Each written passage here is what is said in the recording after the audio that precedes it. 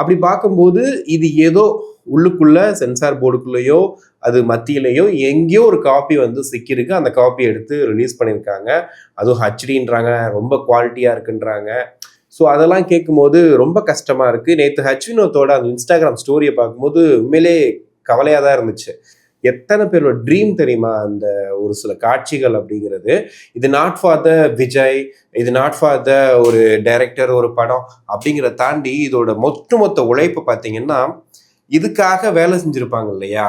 ஒரு கேமராமேனா, லைட் மேனா, சின்ன சின்ன கேரக்டர் பண்ணிக்கிட்டு, அவ்வளோ விஷயங்கள் பண்ணியிருப்பாங்க இல்லையா?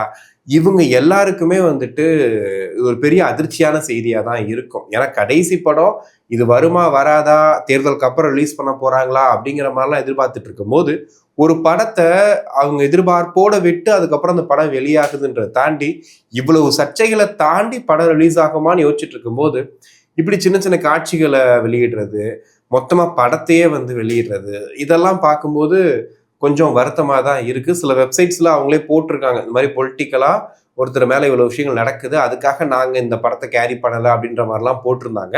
ஆனா நிறைய இடங்கள்ல இந்த படம் வந்து டவுன்லோட் செய்யப்பட்டிருக்கு, ஷேர் செய்யப்பட்டிருக்கு அப்படின்லாம் கேள்விப்படும்போது ரொம்ப கஷ்டமா தான் இருக்கு. ஒரு இயக்குனரா, ஒரு கிரியேட்டரா அவருக்கு எவ்வளவு கஷ்டம் இருக்குன்றது தெரியும்.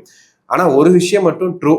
இது எத்தனை நீங்க பிரிண்ட் போட்டு எத்தனை வாட்டி இந்த படத்தை வந்து நீங்க ஷேர் பண்ணி பார்க்க வச்சுட்டாலுமே, இந்த படம் என்னைக்கு ரிலீஸ் ஆகுதோ அன்னைக்கு கண்டிப்பா விஜய் ரசிகர்கள் திருவிழா மாதிரி கொண்டாட தான் போறாங்க.